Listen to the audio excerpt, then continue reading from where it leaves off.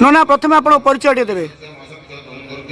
मो ना पंडित श्री विष्णु प्रसाद रथ। कौन महिमा रही हिंगुड़ा यज्ञर आ हिंगुड़ा यज्ञ कहीं कराए केते वर्ष है ये हूँ हिंगुड़ा यज्ञ आज प्राय 65 वर्ष है 69 वर्ष है अनुष्ठित हो आसूँ। माँ हिंगुड़ांकर बड़ महिमा रही जे कहीं हिंगुड़ा को डाकी जेकोसी कम करे तार समस्त मानसिक पूरण हुए। मुझे मोर अंगे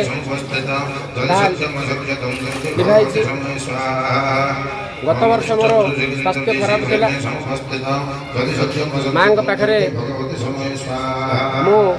मोर नवेदन जनाई जे मोर जदि स्वास्थ्य आरोग्य हुए मु आसंता वर्ष निश्चय यज्ञ योगदान करी एवं माँ अपार करुणारू मोर स्वास्थ्य आज भल हो जाए वर्ष योगदान कर। सर आपंकर नाटा कह मो ना सुरेंद्रनाथ महाती घर कखड़ी।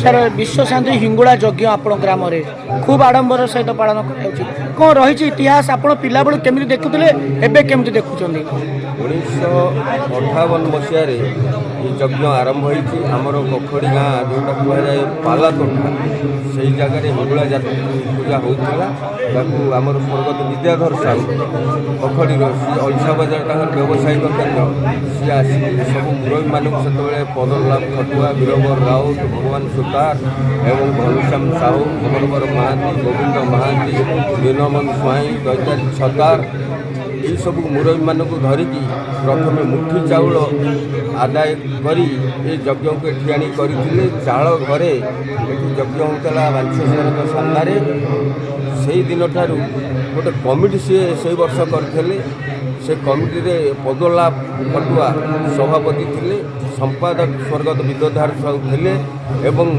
वीरबर राउत जो मुरबी ना कहली से सब मेम्बर थिले। समस्त ग्रामवासी आबाल वृद्ध वनिता यज्ञ सहयोग साहाय्य करी आसुचंती एवं ये जो यज्ञ से प्रथमे कही जो घृताहुति हम से अन्न छत्र जदि ना से यज्ञ बोली कहनी तेणु अन्न छत्र यज्ञ होता से आसी।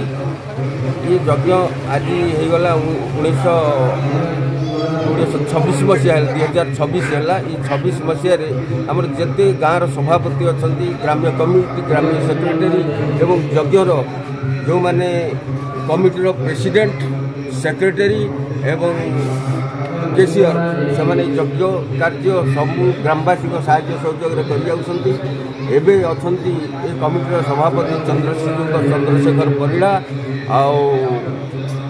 सेक्रेटरी संपादक विद्याधर साहू का पुओ अनाम चरण साहू कैशियर अच्छा आम नारायण साहू एवं कमिटी अच्छी नीलमणि बारिक तार उपसभापति अच्छा दिलीप छतार ये गाँव सभापति अच्छा समस्त ग्रामवासी की नहीं कि यज्ञ हो स्वर्गत विद्याधर साहू कही ये विश्व कल्याण अर्थे शांति अर्थे ये माँ हिंगुड़ांकर यात्रा कखड़ी गाँव में अनुष्ठित हो माध्यम हो कखड़ी।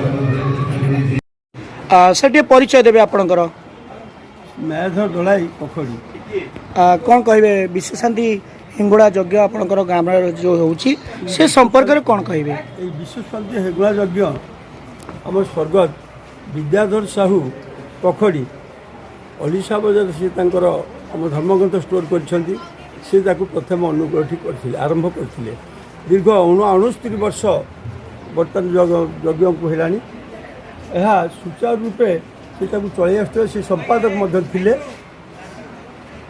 ये गाँ लोक धरी आम गाँव जो मुरबी सब थे पुराना मुरबी से धरी ए कार्य को बहु आडंबर सहकारी कार्य कर चलते आम से पिला पिला थी आम देखू से कटक डंगारे सौदापत्र आनती एवं डंगारे आनी ये अनलोड कर कार्य को से कर चलते तापर कखड़ी ग्रामवासी समस्ते यहाँ सहयोग कली निजे निजे केमती करवा एवं गाँवर मर्यादा रखापी गाँवर मान सम्मान रखापी यहाँ सी एपर्यंत चल आस तो चलीगले विद्याधर साहब तथापि ତାଙ୍କର ପୁଅମାନେ ଯେଉଁମାନେ ଅଛନ୍ତି ସେମାନଙ୍କର ବି ସାହାଯ୍ୟ ସହାନୁଭୂତି ଅଛି।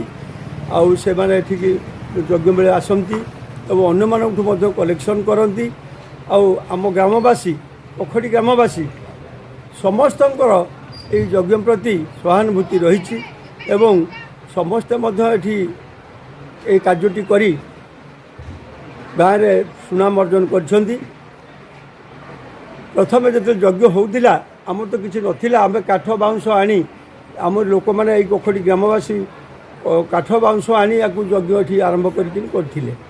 ତେଣୁ ଯାହା ହେଉ ଆଜି ପର୍ଯ୍ୟନ୍ତ ତାଙ୍କ ପରେ ପରେ ଏ ଯେଉଁ ପିଲାମାନେ ବର୍ତ୍ତମାନ ଦାୟିତ୍ୱ ନେଇକି କାକୁ କରୁଛନ୍ତି ଆମର ସଭାପତି ହୁଅନ୍ତୁ ବା ଯଜ୍ଞ କମିଟିର ହୁଅନ୍ତୁ ଗ୍ରାମବାସୀ ସମସ୍ତେ ମିଳିମିଶି ଆକୁ ଅତି ଶୃଙ୍ଖଳାର ସହିତ କାର୍ଯ୍ୟକୁ କରିଚାଲିଛନ୍ତି। ଭାଇ ପରିଚୟ। ରଞ୍ଜନ କୁମାର ମୁଦୁଲି, କଖଡ଼ି ବିଶ୍ୱଶାନ୍ତି ହିଙ୍ଗୁଳା ଯଜ୍ଞ କମିଟିର ସଭ୍ୟ। କ'ଣ କହିବେ ହିଙ୍ଗୁଳା ଶାନ୍ତି ଯଜ୍ଞ ଯେଉଁ କାର୍ଯ୍ୟକ୍ରମ କରାଯାଉଛି ଆପଣଙ୍କ ଅଞ୍ଚଳରେ, ଯେଉଁଟାକି କହୁଥିଲେ ଯେ 69 ବର୍ଷ ପୁରୁଣା ଏଇ କାର୍ଯ୍ୟକ୍ରମ, ଯାହାକୁ ପାଇଁକି ମାନେ ମାଆଙ୍କ ମହିମା ମଧ୍ୟ ବର୍ତ୍ତମାନ ଜଣେ ନନା କହୁଥିଲେ, ଆପଣଙ୍କ ସମ୍ପର୍କରେ କ'ଣ କହିବେ? 1958 ମସିହାରୁ କଖଡ଼ିରେ ବିଶ୍ୱଶାନ୍ତି ହିଙ୍ଗୁଳା ଯଜ୍ଞ ଅନୁଷ୍ଠିତ ହୋଇ ଆସୁଛି। ଦୀର୍ଘ 2026 ମସିହାରେ ଆଜି ପଦାର୍ପଣ କରିଛି। ଓଡ଼ିଶାରେ ପ୍ରଥମେ ତାଳଚେରରେ ଅଗ୍ନିରୂପା ମା ହିଙ୍ଗୁଳା ଆବିର୍ଭାବ ହୋଇଛନ୍ତି ଏବଂ ଦ୍ୱିତୀୟରେ ଓଡ଼ିଶା ଭିତରେ କଖଡ଼ିରେ ମା ହିଙ୍ଗୁଳା ଆବିର୍ଭାବ। ପୂର୍ବରୁ ଆମର ଭଗବାନ ସୁତାର, ଭ୍ରମରବର ମହାନ୍ତି, ହରେକୃଷ୍ଣ ଥାଟୋଇ, ପରମାନନ୍ଦ ମହାନ୍ତି, ପଠାଣି ଦଳେଇ, ପଞ୍ଚାନନ ରାଉତ, ବୀରବର ରାଉତ, ପଦନ ଖଟୁଆ ଏବଂ ବହୁତ ବଦାନ୍ୟ ବ୍ୟକ୍ତି, ଏମିତି ମୁଁ ତ ଛୁଆ ତାଙ୍କ ପାଖରେ ତାଙ୍କ ନାଁ ତ ମୁଁ କହିପାରିବିନି, କିନ୍ତୁ ଏମାନଙ୍କର ବହୁତ ଅବଦାନ ରହିଛି। ବିଶେଷ କରି ବିଦ୍ୟାଧର ସାହୁ ଯିଏ ଏ ଯଜ୍ଞର ପ୍ରତିଷ୍ଠାତା ଏବଂ ସେହି ଆବହମାନଙ୍କର ଯଜ୍ଞ ଆସୁଛି। ପ୍ରଥମେ ମା ହିଙ୍ଗୁଳା ତାଳଚେରଙ୍କଠାରୁ ଅଗ୍ନିସୁର ମାଆକୁ ଆବାହନ କରି କଖଡ଼ି ଅଣାଯାଉଥିଲା ଏବଂ ପରେ ପରେ ତାଙ୍କର ଆଜ୍ଞାମାଳ ମଧ୍ୟ ତାଳଚେରରୁ ଆସି କଖଡ଼ିରେ ଆବିର୍ଭାବ କରାହେଉଥିଲା। ଏବେ ବର୍ତ୍ତମାନ ଆମେ ସେହି ମାଆଙ୍କର ନିର୍ଦ୍ଦେଶ, ତାଙ୍କର ସେଠି ଯେଉଁ ପୂଜକ ଅଛନ୍ତି ତାଳଚେର, ତାଙ୍କର ଅନୁମତି କ୍ରମେ ଆମେ ଏଠି ଅଗ୍ନିସ୍ୱରୂପା ସ୍ଥାପନ କରୁଛୁ ଏବଂ ମାଆଙ୍କର ହିଙ୍ଗୁଳା ଯାତ୍ରା ଓଡ଼ିଶାରେ ଦ୍ୱିତୀୟ କଖଡ଼ି, ଯେଉଁଟାକି କହିଲେ ଅତ୍ୟୁକ୍ତି ହେବନି। ପ୍ରଥମେ ତାଳଚେର ଏବଂ ଦ୍ୱିତୀୟ ହେଉଛି ଓଡ଼ିଶା ଭିତରେ କଖଡ଼ି।